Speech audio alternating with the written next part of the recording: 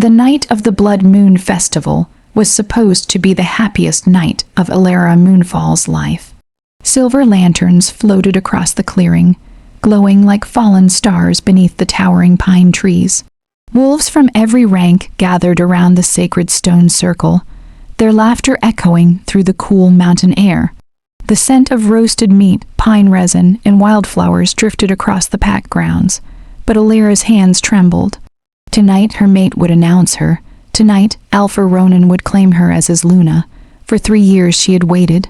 3 years of secret glances. 3 years of quiet promises. 3 years of believing love mattered more than power. Her fingers brushed the simple white dress she had sewn herself. It wasn't embroidered with gold like the daughters of noble wolf families wore. There were no jewels at her throat. Only a small silver pendant left behind by her mother. Ilara had never cared about wealth. She only cared about him. Across the clearing, the crowd suddenly parted. Alpha Ronan stepped forward, tall, broad, shouldered, wrapped in a dark ceremonial cloak, lined with crimson fur, the future Alpha King of the Shadow Ridge Pack. And the man who owned her heart, Ilara's wolf, stirred inside her, warm and hopeful, mate, but something felt wrong. Ronan wasn't looking at her. He was looking behind her. The pack fell silent as Elder Merrick struck the ceremonial staff against the stone. The Alpha will now choose his Luna. Ilara's heart pounded so loudly she barely heard the whispers spreading through the crowd. Then Ronan spoke. I, Alpha Ronan of Shadow Ridge, accept my destined future and choose the Luna who will strengthen our pack's power and legacy. Strengthen our pack's power. The words hit her chest like ice. Ronan extended his hand, but not toward Ilara. A woman stepped forward. Lady Selene Ashcroft, draped in gold silk diamond chains, glittering in her hair confidence, shining in her cold smile, the richest wolf bloodline in the Northern Territories. Gasps spread across the clearing. Ilara's world stopped. No, this was wrong. This wasn't how the mate bond worked. Her wolf howled in confusion. Mate, Ronan took Selene's hand. I choose Selene Ashcroft as my Luna. The words shattered something inside her. The mate bond didn't disappear, but it twisted, like a blade turning slowly in her chest. Ilara stepped forward before she realized she was moving. Ronan, her voice cracked. Only he could hear the pain buried inside that single word. For the first time that night, he looked at her. And there was guilt in his eyes, but not enough to stop him. Ilara, he said quietly, you're strong. You'll understand. Understand? Understand that he had traded love for wealth. Understand that he had ignored the bond given by fate. Understand that she wasn't enough. The clearing blurred. The music had stopped. Everyone was staring. Waiting, watching the poor orphan girl who thought she could become Luna. Selene's lips curved slightly. Victory, Ilara felt her wolf shaking inside her. Not from weakness, from heartbreak. Say it. Elder Merrick demanded. If there is a mate bond, the Alpha must formally reject it. Silence fell like thunder. Ronan hesitated. Just for a second, then he spoke. I, Alpha Ronan, reject Ilara Moonfall as my mate. The words struck like lightning.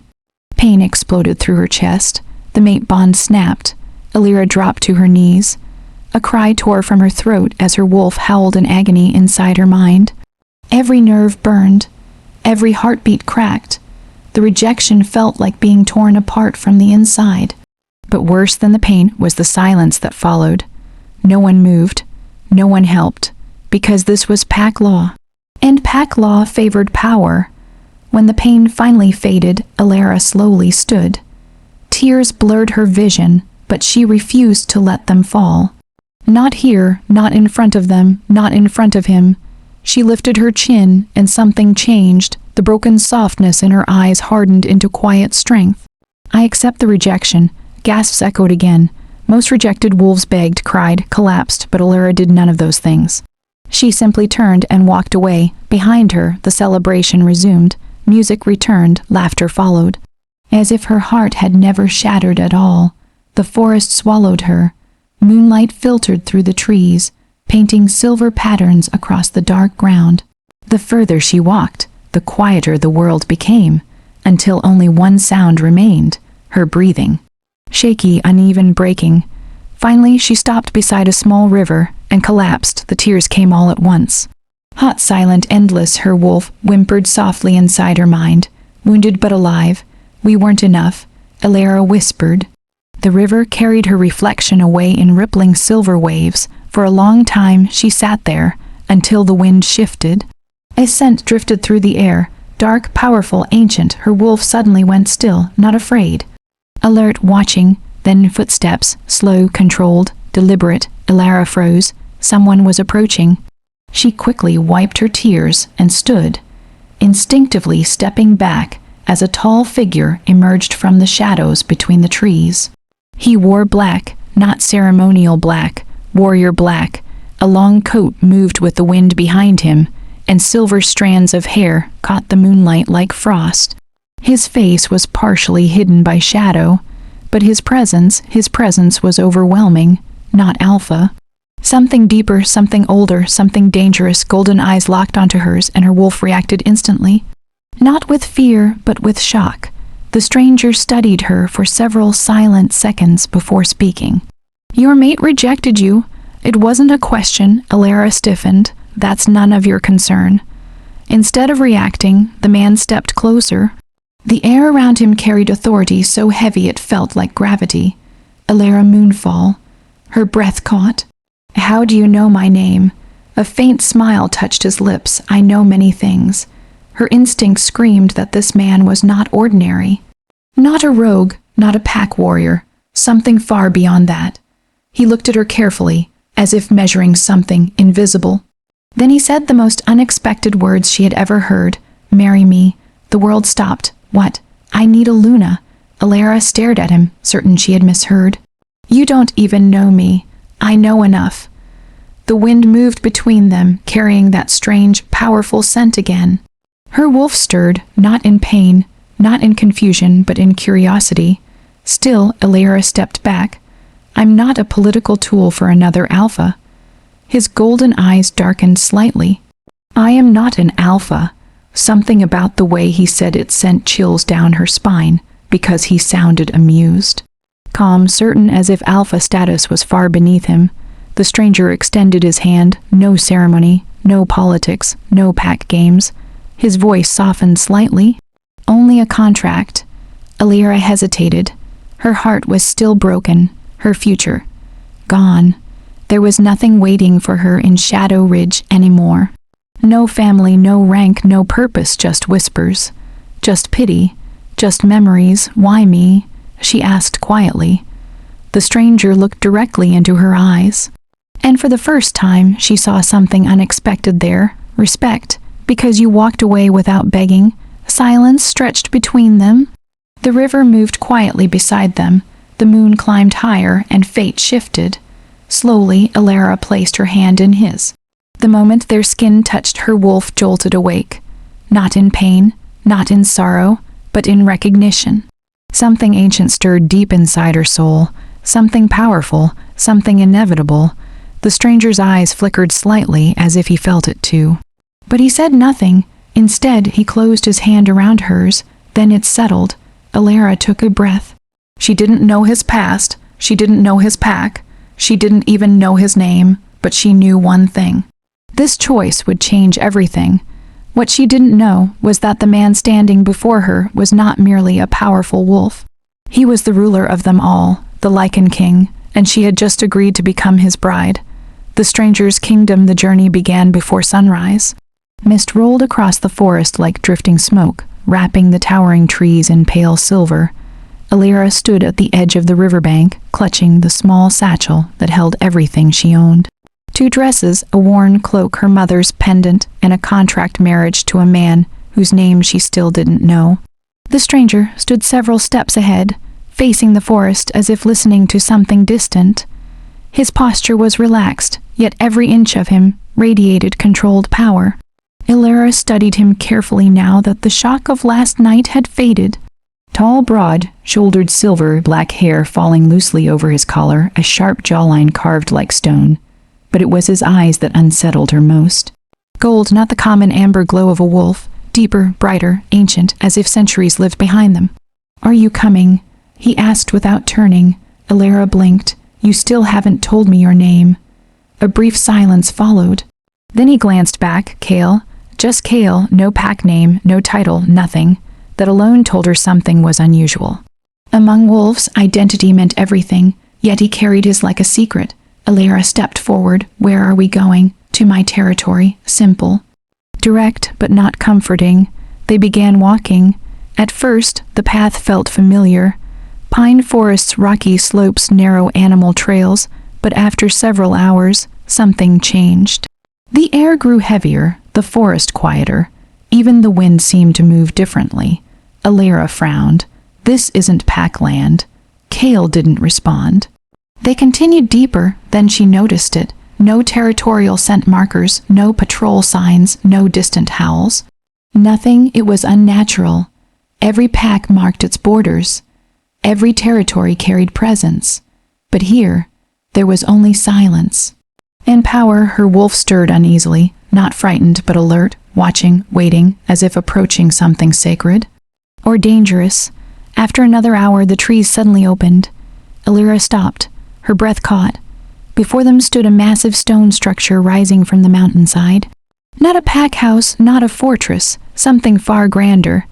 Dark towers climbed into the mist, carved with ancient symbols glowing faintly silver beneath the morning light. Massive iron gates stood open, guarded by towering stone wolves whose eyes gleamed like polished obsidian. The architecture was older than anything she had ever seen, older than modern packs, older than regional alliances. This place felt ancient. What is this? She whispered. Kale finally turned toward her. My home. Alara's heartbeat quickened. This isn't a pack. No. The single word echoed, cold, final. Before she could ask anything else, the ground vibrated. Heavy footsteps approached from inside the gates. 5 warriors emerged, each one taller than any alpha she had ever seen. Each carrying weapons forged from black steel, each radiating terrifying power. But what shocked her most was what happened next. The warriors dropped to one knee, all at once, heads lowered. Fists pressed to their chests. Alara froze, not because they knelt, but because of what they said. Your Majesty. Her mind went blank. Slowly, very slowly, she turned toward Kale. He was watching her now, not hiding, not pretending, not distant, just calm, as if this moment had always been inevitable. Alara, he said quietly, welcome. The air seemed to tighten. Her heartbeat thundered. The world shifted. To the Lycan kingdom. The words hit harder than the rejection had. Lycan, not wolves, not alphas. Lycan, the original bloodline. The rulers of all wolf kind. Her fingers trembled. Her voice barely worked. You're joking. Kale's expression didn't change. I never joke about identity. The realization crashed into her all at once.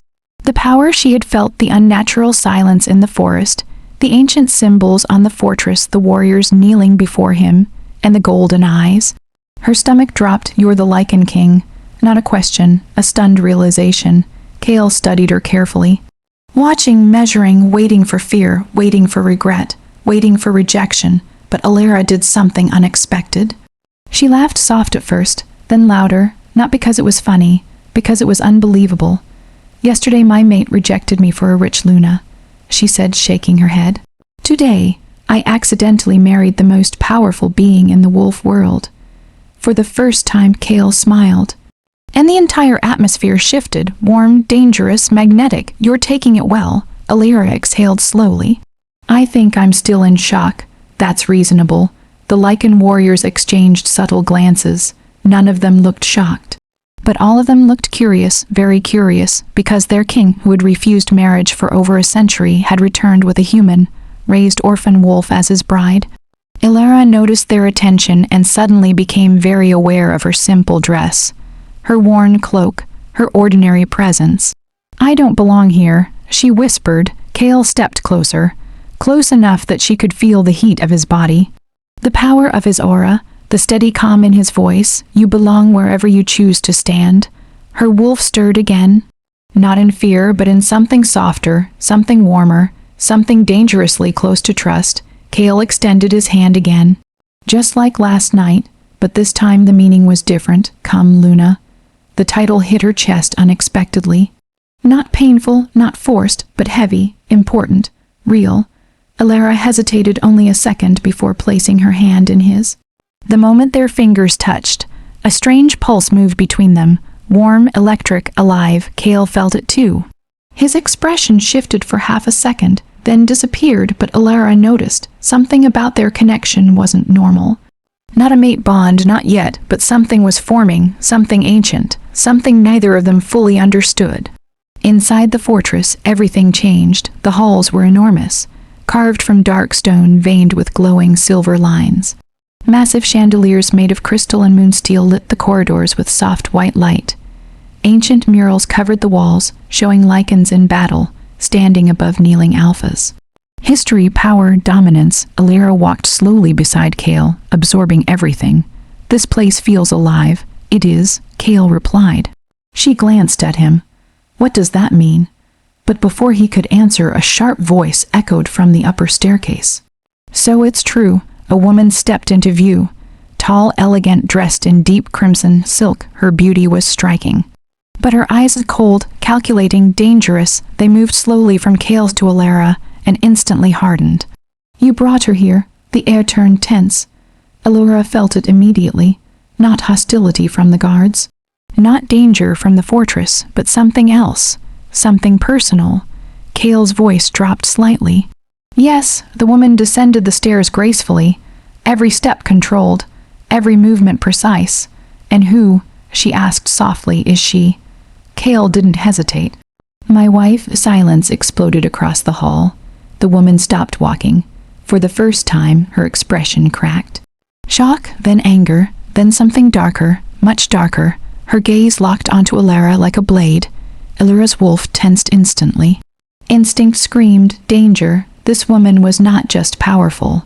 She was territorial, and whatever history existed here was far from over. The woman who refused to bow, the silence in the grand hall, stretched like a tightening wire. Alara could feel it in the air, in the stillness of the guards, in the sharp, measuring gaze of the woman standing on the staircase, my wife. Cale's words still echoed through the stone corridors. The woman in crimson did not blink, but something inside her expression darkened. Slowly, gracefully, she descended the remaining steps. Each step deliberate, controlled, cold. When she reached the floor, she stopped only a few feet away from Alara. Up close, her presence was overwhelming, not like Cale's ancient dominance, but sharp, political, dangerous. Her eyes scanned Alara from head to toe. The simple dress, the worn cloak, the absence of jewels. Judgment flashed instantly. Then came the faintest smile, not kind, not welcoming, cruel. So, she said softly, this is the girl, a girl.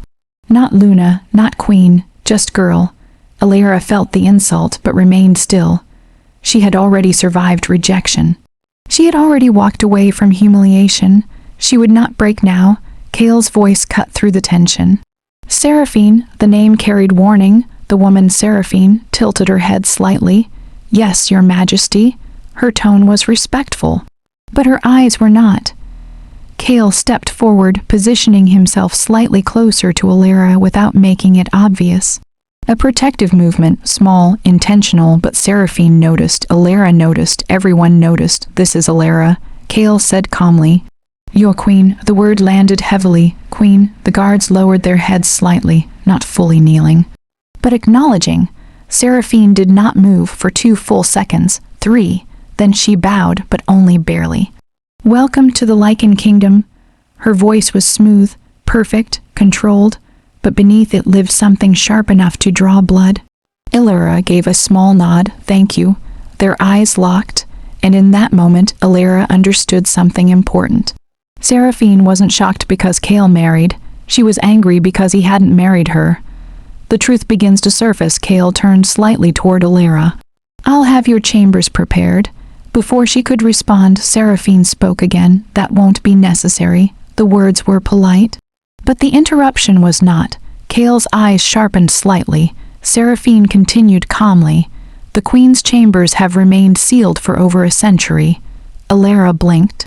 Over a century. Seraphine's gaze slid toward her again. Cold curiosity. As tradition requires, the queen must first pass the royal trial before entering them. The hall went still. Alara frowned. The royal trial. Kale's expression darkened instantly. There will be no trial. The temperature in the room seemed to drop. Seraphine's smile faded.